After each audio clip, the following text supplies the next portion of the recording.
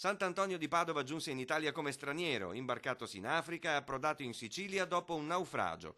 A poche ore dalla festa del santo taumaturgo, il vescovo della diocesi padovana Antonio Mattiazzo, nell'abituale messaggio ai fedeli, ricorda a tutti che globalizzazione, miseria, conflitti e terrorismo che affliggono alcune nazioni spingono molte persone ad abbandonare la loro patria per cercare condizioni più umane di vita. Non è un peccato essere poveri, ma è peccato essere indifferenti ed egoisti, dice con grande chiarezza Monsignor Mattiazzo. Gli fa eco Donaldo Danieli, sacerdote trevigiano che ha sempre risposto alle emergenze accogliendo chiunque fosse in difficoltà nel suo centro parrocchiale. Ho letto la lettera del vescovo di Padova e io sono pienamente d'accordo con lui.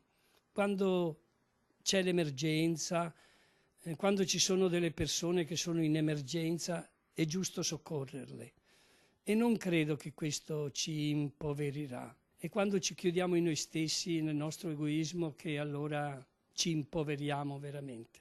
La preoccupazione per la sicurezza, sottolinea nel suo messaggio il vescovo di Padova, non dovrebbe escludere la virtù e il dovere dell'umanità e della solidarietà, anche quando le strutture di accoglienza non sono perfettamente a norma, rinforza Don Danieli da esperto di emergenze, come nel caso delle caserme dismesse. È sempre meglio che dormano in una caserma dove hanno un tetto, dove hanno l'acqua corrente, che restino in una strada.